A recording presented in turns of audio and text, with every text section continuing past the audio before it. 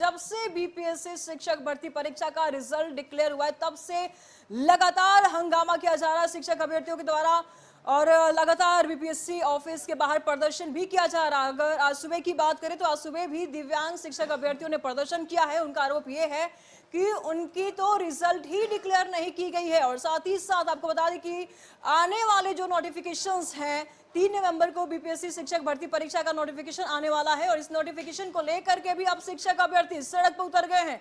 Domicile नीति की मांग की जा रही है। आपको बता दें कि बिहार में शिक्षक भर्ती का दूसरा फेज अब जल्द से शुरू होने वाला है। खुद बिहार लोक सेवा आयोग ने 3 नवंबर से ऑनलाइन आवेदन की तारीख की संभावनाएं जताई है, लेकिन अब बिहार के अभ्यर्थी शिक्षक भर्ती परीक्षा में डोमिसाइल की मांग करते हुए सड़कों पर उतर आए हैं और आज विकास भवन में अलग अलग जिलों से आए शिक्षक अभ्यर्थियों ने सरकार से डोमिसाइल को जारी रखने और कॉमर्स की सीटों को बढ़ाने की भी मांग पर प्रदर्शन किया। तस्वीरें आप साफ तौर पर देख पा रहे हैं, ये पटना की तस्वीरें हैं जहां पर लगातार बीपीएससी शिक्षक भर्ती परीक्षा का रिजल्ट को लेकर के हंगामा हो रहा है और अब तो डोमिसाइल नीति को लेकर के भी प्रदर्शन हो रहे हैं। बिहार में केवल 11 और 12 में कॉमर्स के शिक्षक नियुक्त किए जाते हैं और अभी हमारे यहाँ 8053 पंचायत हैं जहाँ की जिसको अपग्रेड किया गया है, जहाँ की कॉमर्स के टीचर होने चाहिए और हमारे यहाँ एक कॉमर्स के 3 टीचर होना चाहिए। 3 सब्जेक्ट हैं कॉमर्स में। मिसाइल बिल्कुल हटाना चाहिए क्योंकि हम लोगों का नियुक्ति पहले 6th फेज में ही होना था, हुआ नहीं। फिर बोला गया कि आप लोग स्टेट क्वालिफाई कीजिए तब आप लोगों की जॉब हो जाएगी 11-12 में कॉमर्स की, हुआ नहीं। उसके बाद बोला गया कि नहीं अब आप लोग बीपीएससी दीजिए और अपना कट ऑफ क्वालिफाई कीजिए, आप लोगों का जॉब हो जाएगा। हम लोग जितने भी यहाँ पर इकट्ठे हैं सब हम लोग अपने कैटेगरी में क्वालिफाई हैं, उसके जी सर, और उसके बावजूद हम लोग अपने जॉब से वंचित हैं। इस पर तमाम जानकारी के लिए हमारे संवाददाता प्रीतम इस वक्त हमारे साथ बने हुए। प्रीतम, मॉर्निंग में खबर हमारे सामने आती है कि दिव्यांग शिक्षक अभ्यर्थी बीपीएससी के बाहर प्रदर्शन कर रहे हैं, उनके मांगे हैं कि उनका रिजल्ट ही डिक्लेयर नहीं हुआ है और अभी हमारे पास ये खबर सामने आती है कि आने वाले जो नोटिफिकेशंस हैं उनको लेकर के डोमिसाइल नीति की बात सामने आ रही। इतना मतलब ये सुर्खियों में क्यों है, इतनी कन्फ्यूजन में क्यों है बीपीएससी? देखिए क्या है ना कि ये तो बिहार सरकार भी जानती है और बिहार के मुख्यमंत्री भी जानते हैं कि पटना में 10,000 के लायक भी प्राइवेट जॉब नहीं मिलती है, मिलती है तो बहुत सिफारिश से मिलती है। शिक्षा विभाग का एक प्रेस नोट है और मैं कहूँगा कि इसे दिखाया जाए। ये प्रेस नोट है 10 अप्रैल 2023 का और सबसे नीचे जो है इसमें लिखा हुआ है दीपक कुमार सिंह, अपर मुख्य सचिव शिक्षा विभाग। इसका जो पहला पेज है उसमें लिखा हुआ है बिहार सरकार शिक्षा विभाग, बिहार राज्य विद्यालय अध्यापक नियुक्ति नियमावली। यहाँ पे जब इसका तीसरा कॉलम आएंगे तो उसमें लिखा हुआ है आवेदक को भारत का नागरिक एवं बिहार का स्थायी निवासी होना चाहिए। ये वही बिहार सरकार है, ये वही बिहार कैबिनेट है, ये वही बिहार के मुख्यमंत्री हैं जिनकी मंजूरी से ये सारी चीज़ हुई थी। 15 जून से ऑनलाइन आवेदन की प्रक्रिया शुरू होती है। जब 2 हफ्ता बीत जाता है तो बिहार सरकार को इस बात की याद आती है कि डोमिसाइल हटा दें। उसके बाद डोमिसाइल हटाते हैं। उसके बाद जो बिहार सरकार के सबसे बड़े अधिकारी थे उन्होंने प्रेस कॉन्फ्रेंस की और उन्होंने ये कहा कि अगर हम ऐसा नहीं करते तो शायद सुप्रीम कोर्ट में मामला आ जाता और प्रक्रिया अटक जाती। ये मामले का एक अलग पहलू है। दूसरा पहलू ये है कि अगर सुप्रीम कोर्ट ने अगर कोई रोक लगाती तो उसका ये होता है कि बिहार सरकार के नियम बना सकती थी अगर उसी को इसका लाभ मिलेगा जो बिहार में 10 साल से रह रहा हो। ऐसा कुछ नहीं हुआ और सीधे जो है डोमिसाइल हुआ और उसका परिणाम ये है, उसका गंभीर परिणाम ये है कि मुजफ्फरपुर में जो नियोजन हुआ है 1 to 5 में 70% जो है यूपी के लोग हैं। ये आंकड़ा आ रहा है, केवल एक जिले का ये आंकड़ा है कि 1 to 5 में 70% केवल यूपी के लोग हैं। जिस नौकरी के लिए लोग 4 साल से वेट कर रहे थे उनके हाथों में नौकरी नहीं रहती है और यूपी के लोग आते हैं, झारखंड के लोग आते हैं, नौकरी उठा के चले जाते हैं। अब जो सेकेंड फेज का जो विज्ञापन है, क्योंकि सरकार से सवाल पूछा जाएगा ना, ये सरकार का ही है ना, ये सरकार का ही ना। देखिए भारत का नागरिक एवं बिहार का स्थायी नागरिक होना चाहिए, ये सरकार का ही है। तो फिर सरकार को बताना चाहिए था ना कि ऐसा क्या हो गया, ऐसी कौन सी दिव्य शक्ति आ गई थी 2 हफ्ते के अंदर कि उन्होंने ये नियम बदल दिया। अच्छा, डोमिसाइल अगर हटाए तो आप जो बाहरी राज्य के जो थे बच्चे उसके लिए 10% होना चाहिए था, 5% होना चाहिए था ताकि उनकी बात भी रह जाती। या फिर आप उसमें एक क्लाउज लगा सकते थे कि हम ये शिक्षक अभ्यर्थी का लाभ, परीक्षा का लाभ उनको ही मिलेगा बाहर के लोगों को जो बिहार में कम से कम 10 साल से रह रहे हो। आपने ऐसा कुछ नहीं किया, ओपन टू ऑल कर दिया। उसका परिणाम ये हुआ कि हमारे बच्चे आज पंजाब में राजमिस्त्री का काम करते हैं और बिहार में लोग आके नौकरी कर रहे हैं। तो ये अब जो 3 तारीख से जो संभावना जताई जा रही है कि ऑनलाइन आवेदन की जो तारीख शुरू होगी, अब जो बिहार के बच्चे हैं उनको इस बात का डर लग रहा है कि कहीं अब ये डोमिसाइल अगर इसमें भी नहीं हुआ तब तो उसके हाथ से नौकरी गई। ये मुद्दा जितना सरकार को आसान लग रहा था कि हमने 1,20,000 को नियुक्ति कर दी और लोगों ने उनको हाथों हाथ ले लिया, ये मैसेज बिहार के घर घर तक पहुंचा है और पहुंच रहा है। ये सरकार की अपनी है कि उन्होंने बीपीएससी के सामने जो है पांच थानों की पुलिस बुला ली, लोग मार के डर से या फिर लोग पिटाई के डर से लोग सामने नहीं आ रहे हैं, लेकिन लोगों के मन में वो बातें, और सरकार को इस बात को बताना पड़ेगा आगे कि कहाँ से ये उन्होंने क्या किया। अभ्यर्थियों ये कह रहे हैं कि वोट हम दे रहे हैं राज्य सरकार को, बहाली हो रही है जौनपुर, भदोही, बदायूं, बागपत और चंडीगढ़ के लोगों की। ऐसे थोड़ी चलेगा, नौकरी हमारी कोई और आएगा। नौकरी बेशक बिहार जो बाहर के लोगों को देना चाहिए, इसमें कोई बुरा नहीं है, कोई बुराई नहीं है, लेकिन उसके लिए क्लॉज सरकार को बीच का रास्ता अख्तियार करना चाहिए था। इस तरीके से ओपन टू ऑल कि हमारे बच्चे बाहर हो जाएं, ये केवल मुजफ्फरपुर का आंकड़ा है। वहाँ के जो स्थानीय अखबार हैं और बिहार का जो बड़ा अखबार है उसने इसको छापा है। यही तो लोग सरकार से पूछ रहे हैं कि अगर आप इतना पाक साफ हैं तो मुझे बता दीजिए कि उत्तर प्रदेश या दूसरे राज्यों को कितने लोग आ गए। आप ये आंकड़ा जारी कर दीजिए ना कि 1 to 5 में, 9, 10 में, 11, 12 में कितने आ गए हैं, वो साफ आंकड़ा जारी कर दीजिए। अच्छा, सरकार को इस बात का आंकड़ा देना पड़ेगा। जब उस कोई आरटीआई फाइल करेगा तब सरकार को ये बात बताना पड़ेगा, तब लोगों के सामने ये बात स्पष्ट हो जाएगी कि हुआ क्या था। तो ये एक मुद्दा, बहुत गंभीर मुद्दा है कि हमारे यहाँ के बच्चे नौकरी की तलाश में हैं 4 साल से, 5 साल से। आपके पास कोई बीएड का कोई कॉलेज नहीं था, अब तो पिछले 4 सालों से उसकी प्रवेश परीक्षा हो रही है। लोगों ने हरियाणा में, चंडीगढ़ में और राजस्थान में जाके अपना डिग्री पूरी की है, लाखों रुपये खर्च किए थे, और जब नौकरी की बारी आई कोई और लेके चला गया।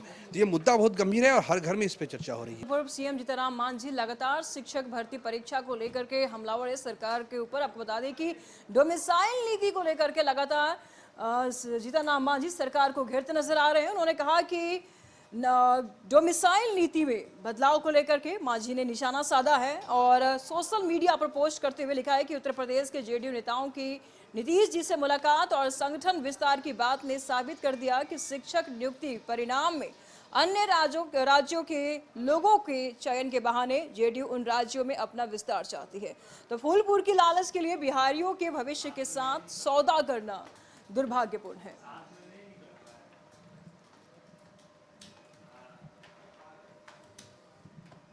तो इस पर तमाम जानकारी के लिए संपादक अशोक मिश्र जी हैं और हम उनसे जानेंगे कि बीपीएससी शिक्षक भर्ती परीक्षा रिजल्ट और इसमें डोमिसाइल नीति को लेकर के घमासान छिड़ा हुआ है। अशोक जी, जीतनराम मांझी सरकार पर आरोप लगा रहे हैं कि अन्य राज्यों में अपने पीठ को स्ट्रांग करने के लिए नीतीश कुमार ने डोमिसाइल नीति में छेड़छाड़ की है, क्या कहेंगे आप? देखिए, जीतनराम मांझी पॉलिटिशियन हैं और विपक्ष में हैं, तो स्वाभाविक है सरकार की उपलब्धियों की वो तारीफ तो करेंगे नहीं, लेकिन जीतनराम मांझी जी से भी यह सवाल पूछा जाना चाहिए कि अगर सिर्फ बिहार में बिहार के लड़कों को ही नौकरी मिले तो फिर दूसरे राज्यों में बिहार के लोग क्यों जाए नौकरी करने के लिए। सरकार ने जो पॉलिसी बनाई है, वो सरकार ने जो नियम बनाया है, वो कहीं न कहीं सरकार ने ये महसूस किया कि अगर इस तरह के नियम नहीं बनाए जाएंगे तो ऐसी परिस्थिति में शिक्षक बहाली की जो प्रक्रिया है वो बाधित हो सकती है।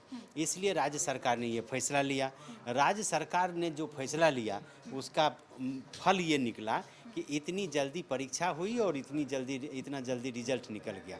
आज 1,70,000 के शिक्षकों का जो पद खाली है, लगभग 1,20,000 शिक्षकों का चयन हो चुका है। 2 नवंबर को गांधी मैदान में और सभी जिला मुख्यालयों पर राज्य सरकार नियुक्ति पत्र बांटेगी।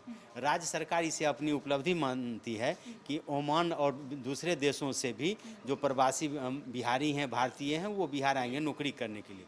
कभी कहा जा सकता था कि बिहार से मजदूरों का पलायन ही नहीं, बिहार से मतलब पढ़े लिखे युवकों का पलायन होता था रोजगार के अभाव में। आज बिहार एक रोल मॉडल बना है कि आर्थिक रूप से पिछड़े बिहार में भी दूसरे राज्यों के भी लोग अब नौकरी करने के लिए आएंगे। और लगभग आपने देखा कि लगभग 12,000 ऐसे लोग हैं जो बाहर से यहाँ आएंगे नौकरी करने के लिए 1,20,000 में। तो ये सरकार अपनी उपलब्धि मान रही है और इसी को जीतनराम मांझी कटघरे में खड़ा कर रहे हैं सरकार को, इसी मुद्दे को लेकर। आपने देखा होगा कि 2 दिन पहले नीतीश कुमार से मिलने के लिए जदयू के नेता आए थे उत्तर प्रदेश के, और उन लोगों ने फूलपुर लोकसभा सीट से नीतीश को चुनाव लड़ने का आमंत्रण दिया। फूलपुर लोकसभा सीट से नीतीश के चुनाव लड़ने की बात पहले से भी की जा रही है। जीतनराम मांझी ने जिस तरह इशारा किया है वो उसकी चर्चा बहुत पहले से है, लेकिन जीतनराम मांझी को ये मुद्दा मिला है कि चूँकि उनको लगता है कि जदयू अपने संगठन का विस्तार करना चाहती है, यानी कि नीतीश कुमार राष्ट्रीय नेता बनना चाहते हैं, इसलिए अन्य राज्यों के लोगों को भी अपने यहाँ नौकरी दे रहे हैं, खास करके उत्तर प्रदेश के लोगों को, ताकि ये मैसेज जाए कि नीतीश कुमार जो हैं सो अन्य राज्यों के भी हिमायती हैं। लेकिन सबसे बड़ा सवाल ये है निशु कि जो प्रक्रिया पूरी की गई है, या जीतन राम मांझी ने जो सवाल उठाया, ये रिजल्ट निकलने के बाद जीतन राम मांझी क्यों सवाल उठा रहे हैं? जिस समय सरकार ने ये फैसला लिया था उसी समय उनको ये सवाल उठाना चाहिए, और उसको लेकर के विपक्ष अगर गंभीर है तो उसको सड़क पर आना चाहिए।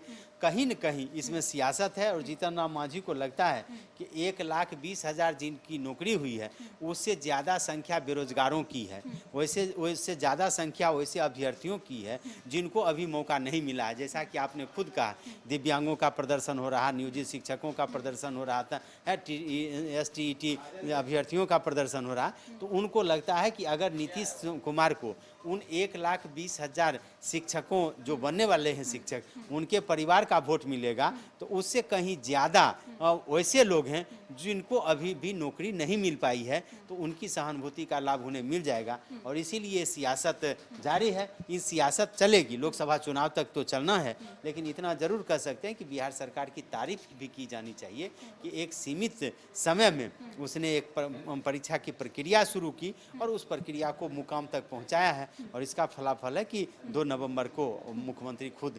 1,20,000 शिक्षकों को नियुक्ति पत्र बांटे। लेकिन साथ ही साथ अशोक जी, अगर ये भी देखा जाए तो जीतन राम मांझी तो आरोप लगा ही रहे हैं, जीतन राम मांझी तो नाना प्रकार के आरोप लगा रहे हैं। उनका ये भी कहना है कि लैंड फॉर जॉब स्कैम मामले जैसी इसमें बू आ रही है। खैर छोड़िए, तरह तरह के आरोप लगाएंगे, विपक्ष में ही है, लेकिन शिक्षक अभ्यर्थियों का भी आरोप जायज है, क्योंकि जिस तरीके का उनका आरोप है कि बड़ी संख्या में अगर बात करें तो यूपी के लोग, झारखंड के लोग, बाहर के लोग आते हैं और यहाँ पर सीट कवर कर रहे हैं। बाहर के राज्यों में तो फैक्ट्रियां हैं, इंडस्ट्रीज है, उनके पास बहुत सारे अपॉर्चुनिटीज हैं नौकरी पाने के लिए, लेकिन बिहार में तो सिर्फ एक ही मुद्दा है, जो सरकार नौकरी दे दे वही उनको मिल जाए। तो ऐसे में अगर वो सीट कवर होगी तो अभ्यर्थियों को दिक्कत तो होगी ना सर। लेकिन 1,20,000 जिन शिक्षकों की नियुक्ति हो रही है वो भी तो उसी 1,20,000 पूरे बिहार के तो नहीं है सर। 12,000 हमने कहा ना लगभग, लेकिन 1 लाख ही अगर बिहार के उन अभ्यर्थियों को नौकरी मिली है जिस BPSC ने एग्ज़ाम लिया है, तो अगर उनमें जो वंचित हैं अभी, ऐसा नहीं कहा जा सकता है कि उनमें मेरिट नहीं है, लेकिन अगर उनमें मेरिट होता तो उस लिस्ट में उनका भी नाम होता। उनको फिर इंतज़ार कहिए करने के लिए, नवंबर में फिर राज्य सरकार का दावा है कि वो फिर विज्ञापन निकाल रही है। इतना ज़रूर आप कह सकते हैं कि राज्य सरकार ने जो पॉलिसी बनाई है उस पॉलिसी से हो सकता है कि किसी को मतभेद हो सकता है कि उससे कुछ बिहारी लोगों को या छात्रों को या अभ्यर्थियों को उसका लाभ नहीं मिल पा रहा है, लेकिन बिहार सरकार के निर्णय को भी सिरे से खारिज नहीं किया जा सकता है। आने वाले दिनों में अगर कहीं न कहीं बिहार सरकार तकनीकी रूप से कहीं अगर उनका कदम सही नहीं होगा तो आने वाले दिनों में हो सकता है कि न्यायालय है और उसमें जाएंगे जो अभ्यर्थी हैं जिनको लगता है कि वो वंचित हुए हैं इस सेवा से, वो न्यायालय का दरवाजा खटखटाएंगे। ऐसे समय में चुनाव के तकरीबन कुछ ही समय बाकी है, कुछ ही दिन बाकी है, और ऐसे में BPSC का शिक्षक भर्ती परीक्षा का रिजल्ट डिक्लेयर होना, एग्जाम होना और फिर से दोबारा एग्जाम होना, अभी 3 नवंबर से फिर से एक नोटिफिकेशन जारी होने वाला है। और ऐसे में डोमिसाइल्स नीति, राजनीति का पूरा गरमाना। विपक्ष का ये आरोप है कि चुनाव के मद्देनजर, जिस तरीके से लोकसभा का चुनाव नजदीक आ रहा है, इसके मद्देनजर ये सारा एक्टिविटीज हो रहा है, तो क्या ये आरोप जायज नहीं है? ये आरोप अगर विपक्ष का है तो इसका मतलब क्या है? अपना वोट बढ़ाने के लिए, वोट की राजनीति के लिए क्या विपक्ष राजनीति नहीं कर रहा है क्या? दूसरी बात है कि राज्य सरकार अगर विकास के कार्यों को लेकर के जनता के बीच जाती है तो इसमें हर्ज क्या है? विपक्ष को भी चाहिए कि अगर इसमें कोई खामियां हैं तो उस खामियों को उजागर करे। आम लोगों को अगर वो समझाने का प्रयास कर रही है कि राज्य सरकार का ये फैसला उनके हितों के खिलाफ है तो वो करे। राज्य सरकार तो रोक नहीं रही है, सड़क से लेकर के सदन तक और सदन से लेकर के न्यायालय तक विपक्ष को कदम बढ़ाना चाहिए। लेकिन एक बात जान लीजिए कि जब ये कहा जा रहा था, ये आरोप लगाए जा रहे थे कि राज्य सरकार सही समय पर परीक्षा नहीं ले पाएगी, BPSC से परीक्षा लेने का मतलब है कि राज्य सरकार की मंशा साफ नहीं है, ये आरोप लगाए जा रहे थे कि ये राज्य सरकार जो है सो लोकसभा चुनाव तक इसे लटकाना चाहती है। लेकिन इन सारे आरोपों को सरकार ने एक तरह से खारिज कर दिया है और उसी का फल है कि 2 नवंबर को 1,20,000 शिक्षकों को नियुक्ति पत्र दिया जाना है। सियासत चलेगी और सबको, विपक्ष को भी सियासत करने का अधिकार है, तो राज्य सरकार को भी अपना वोट बैंक बढ़ाने का अधिकार है और उसी का लाभ वो राज्य सरकार ले रही है। इसी बहाने कम से कम 1,20,000 वैसे अभ्यर्थियों का भविष्य तो संवर गया जो लंबे अरसे तक बेरोजगारी का दंश झेल रहे थे और जो सड़कों पर नियुक्ति की प्रक्रिया शुरू करने की मांग लगातार राज्य सरकार से कर रहे थे।